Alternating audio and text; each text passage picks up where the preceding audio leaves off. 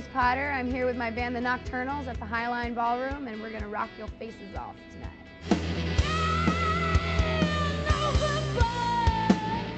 I met Matt and Scott at St. Lawrence, and Matt was the first person to approach me about being in a band. That was in 2001, I guess. I said no like 6 or 7 times.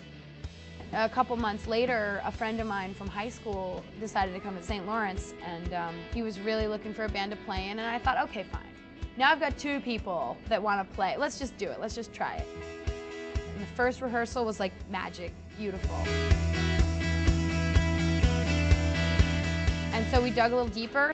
Scott tracked a few songs with us. I actually just hired him as a hired gun for that, and immediately asked him to join the band, and he took a while to think about it, and he was like, I don't know, you know. But it just felt right, and he kept coming back to rehearsals. Yeah, we got a man on the floor. So it was very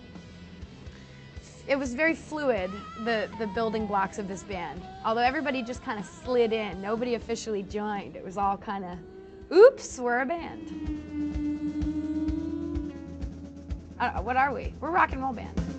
We're rock and roll. Rock and roll. Rock and roll. That's the only word I can think of.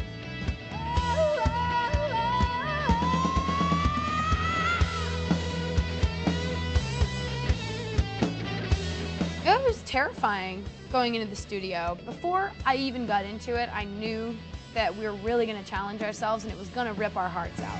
My heart is darker than the black water. It never stood a chance. Because we just so know what we want, and we're so driven by what we believe in.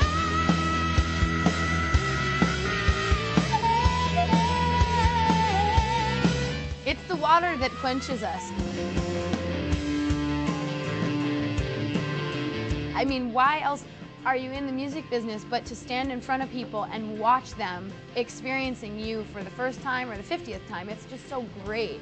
It's how we started, and it's what I grew to love from being a timid little, you know, Joni Mitchell type singer-songwriter, you know, scared to step out of my little box, to, you know, what we are today.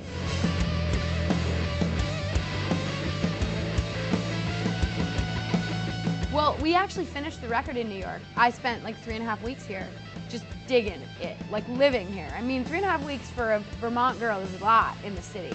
I actually loved it.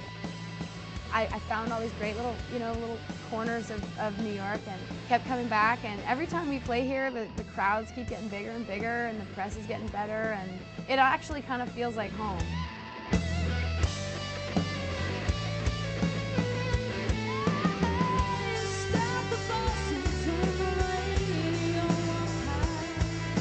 I think the band is exactly where we thought we would be.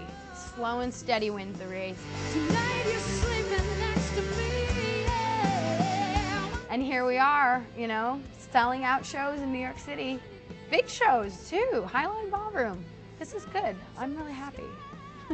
Yeah.